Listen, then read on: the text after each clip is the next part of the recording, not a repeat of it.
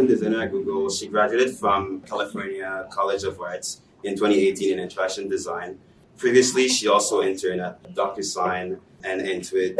Tiffany also keeps her Medium Plus, blogs on Medium, where she has like 12,000 followers. She's done editorial work for like Fjord and InVision, and she also created the UX research class on Skillshare. So say hi to Tiffany, everyone. Hi everyone. So I guess first question, can you tell us like what you do and like what you do at Google, what team, just like a brief intro about you? Yeah, so I'm based in Google San Francisco. I'm on a team called RBM, which is essentially Rich Business Messaging. But I mean, the bigger org is more about working on communication apps or products that exist on Android phone. Some things that I like to do on my free time, I like to keep up to date with my blog, do some writing on the side. I also really like dancing, so you could probably find me in like a nearby arcade or whatnot. And I also like to explore like the city or just like go hiking. That's good. And can you tell us about like, I guess your path to design, like how you got the job at Google and like share your stories? Yeah, so I honestly did not expect to go to Google, or it wasn't something that I had in the top of my head when I started school. So when I first started school, originally I was a graphic design major, but then I switched majors because I saw that there was an interaction design program, and like a few years ago it was something that was still pretty new, and I didn't really know too much about it. It was kind of hard to find resources on the web at that time, but I figured because I was in a new place, since originally I'm from New York, I figured why not learn something new. And then I feel like that's when things kind of just started to begin. I started to take classes, trying to get real life experience, just because it was something that was very like emphasized during my time in school. And it was also a good way to be able to apply a lot of the knowledge that I learned in school, just because I felt like in school I mainly learned a lot of technical things, but in terms of like applying it, that was not very clear. So then I was luckily able to have internship experience with like the help of like my professors, and just like being able to like make those connections while I was in college.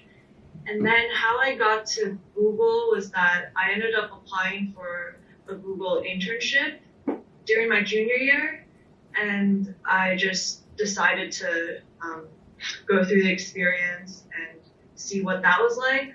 I ended up getting the position, but then I ended up turning it down because I was going to intern in another place. But just by like preparing for that, or just preparing and getting that experience before I got a full-time job, it really prepared me for when I began interviewing at full-time companies. And just through a lot of that iterative process beforehand, whether it was applying to internships, being able to have practice doing like portfolio presentations and interviewing people, it really helped. I feel like those are some of the things that helped me get to where I am now. Thank you. And so at Google, like what does a typical Tiffany day look like? Like what's your day to day? What do you do as a designer?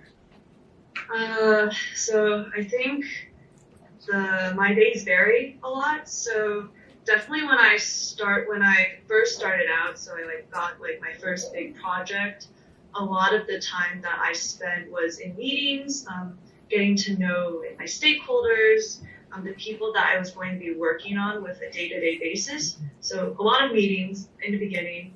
And then, of course, on a weekly basis, I had like design reviews where I would go over designs with whether it was like my like main design team, where I would get more like visual or interaction design feedback, and then also meetings with like PM or engineering, and I would get more feedback on like the overall like flow or the like whether or not I'm meeting business requirements.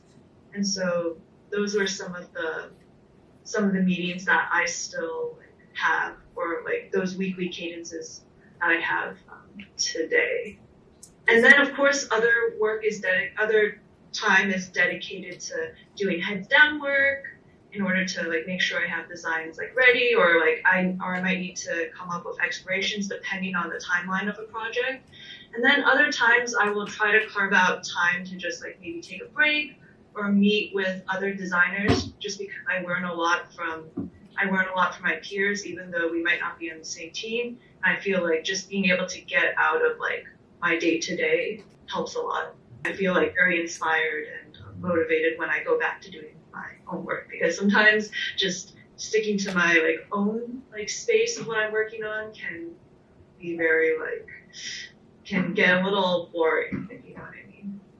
So during your path to, I guess, like during your design path, what do you think was the biggest obstacle that you got, and like how did you overcome that? I think one of my biggest obstacles, and it's still something that I'm working on to like this day, is just being able to listen to my intuition or gut feeling about something, and then just like being able to defend that decision. Because I found that I'm the kind of person that likes to be able to like weigh in and consider like a lot of people's like different opinions about how something might like work or look. But the problem with that is that sometimes what someone is proposing or suggesting might not be the best decision, or just it's not the best user experience. And so I just learned over time to develop a perspective or opinion before going into a meeting about like a design or something that I worked on, and provide like the best recommendation, or maybe if there's like some pushback from stakeholders, and maybe having alternatives rather than just listening to what like the different feedback that someone might be presenting me, and then just like immediately applying it, because sometimes it's just you can't listen to what everyone says. You just have to choose like the best feedback and just like decide on a direction too, especially if you're the designer that is where you like own that work, not like your PM or engineer. So that's something that I like learned a lot during my first year, and I'm still like trying to navigate that, though it's been a lot better. I definitely feel more confident being able to do that for myself. No, that's really good one. I can definitely relate to that. So regarding your Medium blog, so can you tell us about how you got that started and why you started it? Yeah, so I think I started it about like 2 to 3 years ago, and this was something that was more of a personal thing for me, just because I felt like during my junior year of college, I felt like I was learning a lot of things, but I wasn't really applying those skills per se. And I just felt like, and this was just kind of reflected whenever I might like have had interviews about my work, or even like going like to like on-site interviews with companies, since I was applying for internships during that time. And it was a bit of a struggle, because there's like times where I didn't feel like I was prepared, or I felt like I was missing something, so I got rejected a good amount of times. And I felt like this was something that, in order to get better, I wanted to be able to take away things that I could learn from those rejections, and instead of beating myself up about it, like taking some of those important like insights that I could like continue to apply as I like continue to like move forward like in my career, and just like as a designer, because I feel like one important aspect of a designer is being able to like understand where like there's something that needs work, and just like being able to like learn from it. And so writing was a way to be able to document my experiences, and also a way to be able to keep track of the things that I wanted to get better at. That's good. So you talk about the fact that you got rejected for jobs. So here we have like a room of people that are applying for co-op and getting rejected. How do you? Yeah, because everyone gets rejected. I still get rejected even now, right? What do you? How do you deal with rejection? So of course, like in the moment, it can be very like crushing, but I just let myself feel that way, like for a bit, just like kind of let it all out, and then after that, I like start to think about it a little more rationally and kind of ask myself, oh, what are some things that like maybe didn't go so well, or I feel like I could have done a better job at. So looking at the experience more holistically rather than letting my emotions get in the way. But of course, I let myself feel all of that in the moment or like just a little bit after. But I won't mull over it too much.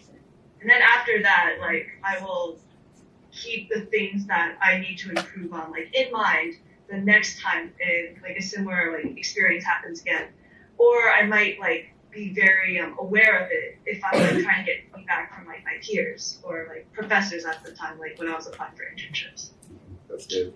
And in terms of your Medium post, like what is your favorite one? Which one do you recommend people to read? There's so many. That's kind of hard. I mean, I guess it depends. Like what is your personal favorite?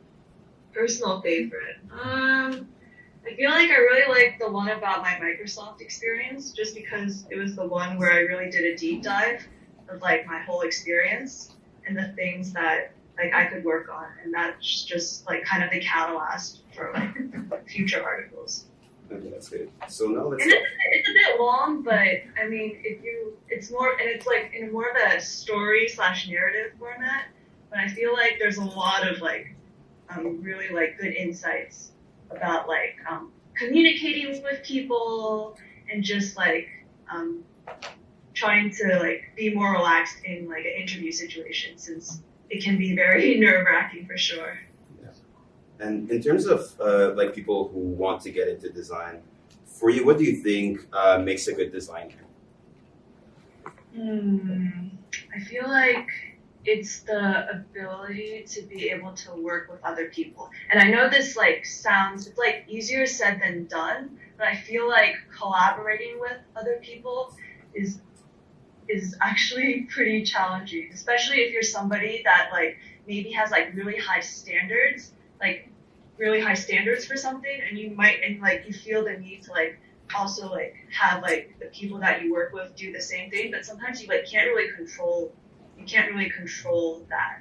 Like the best thing to do is just to like trust your peers, like, and like kind of like let go of the reins a bit in terms of like what you feel is good, because maybe to like your peers they might not feel the same way, but ultimately by like having like a shared goal, at least you guys have like that direction, and then just kind of like focus on the like things that you might be like, let's say, assigned to, and then like also like work together with your peers by like maybe asking for feedback and whatnot. And this is just like applying to more of like group projects, because definitely in school for me, there were times where I felt like I was like a control freak, where I wanted people to do things a certain way, and I felt like other people didn't really feel too good about it, and they like let me know. But I feel like that those are like things that, like when you're in a work setting, you can't like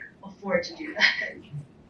Wait, so I assume that you've probably looked at a lot of like people's portfolio for feedback. What do you think makes some portfolios stand out? I think what makes people's portfolios stand out is that they have like maybe like 4 to 6 very like solid case studies. Like it's like very like just like visually, it looks very clean. It looks very intentional with like where they put their projects. And then in terms of like the case study itself, I think making sure that they like have the context like in the beginning of their project, kind of like explaining like the timeline for it, what kind of skills that they like picked up, or if they worked on a group project, who are the team members and what their contributions are. Because whenever I see a team project, and then I see that the way that they explain the case study seems like they did all the work, I get very skeptical, because for a group project, it seems a bit unrealistic that you did like all the work, and versus like somebody that makes it very clear about their contributions in the project. That's really good. Do you have And then just also being very concise too. So like I don't really like to see like long paragraphs explaining each part of your process, because those are things that you can explain in the interview. But in terms of like your portfolio, you really want like the solution, like the outcome to like pop, because that's what people are going to be focusing on. And like you can maybe have like a sentence or two like explaining like each part of it. But then all the like more deeper things are things that like you can explain when you do have a presentation. But just like showing enough to pique interest. That's good. That's what I think makes a really good portfolio. What do you think Google looked for in designers? I think for like a bigger tech company, I feel like they look for designers with a broad set of skills, but also like maybe having like one or two things that they're really like passionate about. So I don't know if you guys have heard of the term like a T-shaped designer, but I feel like that's something that if you don't know too much about, like definitely like look more into that and see what that entails. But essentially it's like being able to like have like a understanding of like the whole end-to-end process and being able to take on like those different like parts of the process. That's good. And like, do you have any interview tips for portfolio walkthrough, app critiques, and whiteboard challenges? Let's see.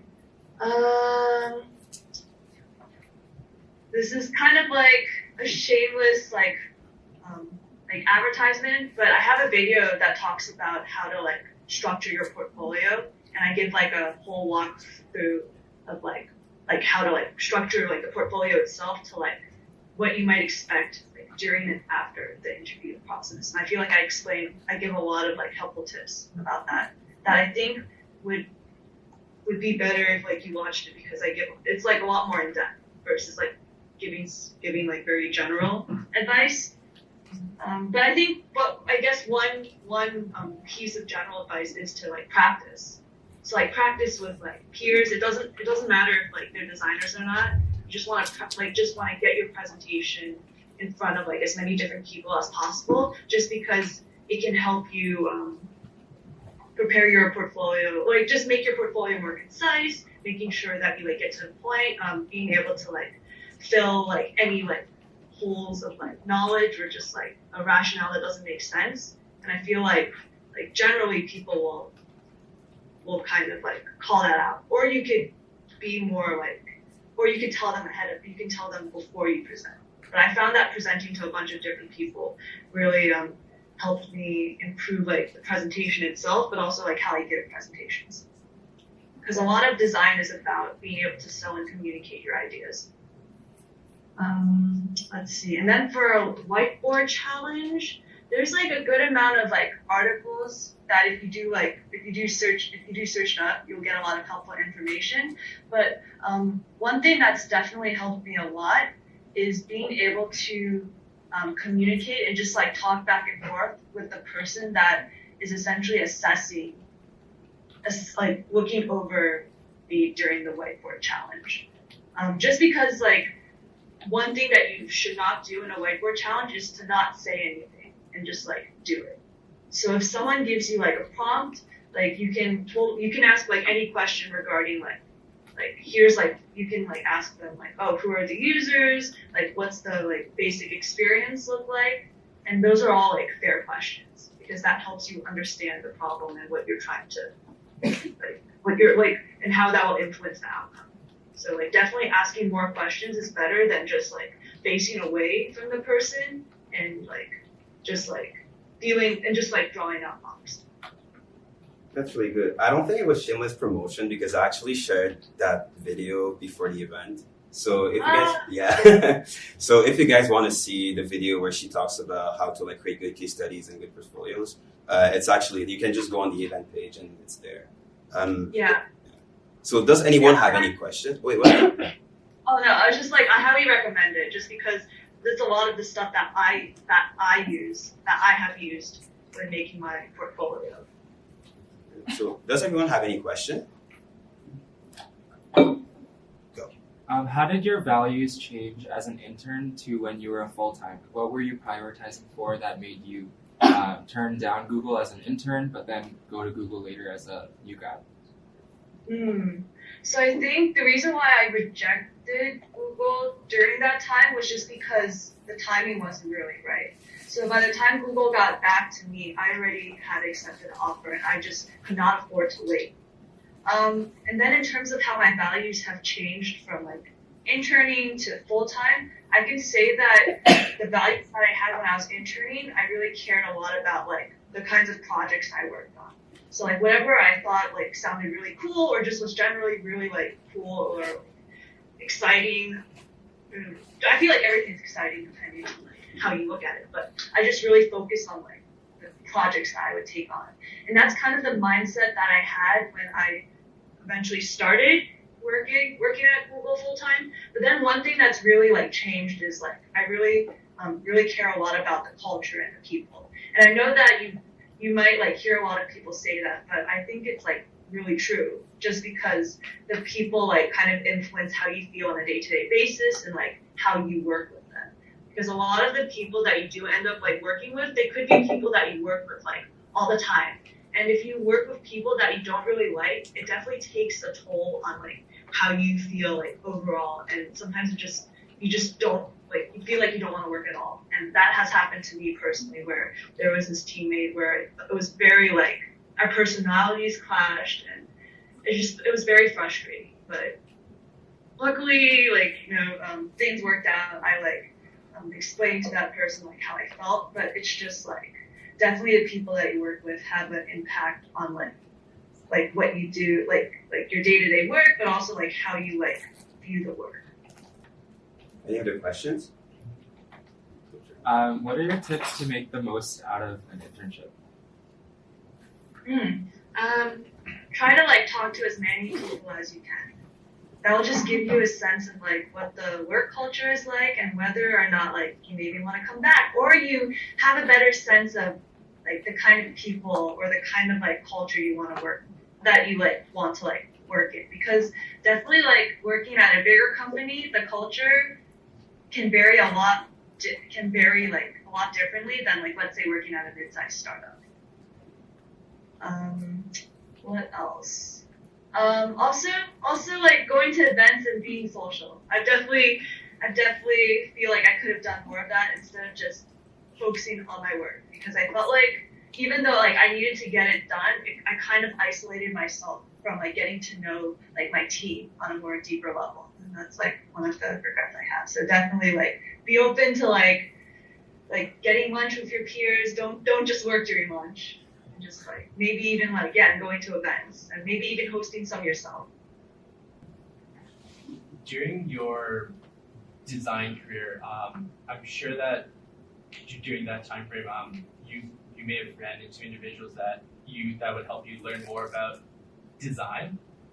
Could you talk about, I guess, your standard cold reach out for organizing something with somebody to learn about what they can offer you, as far as just learning about design?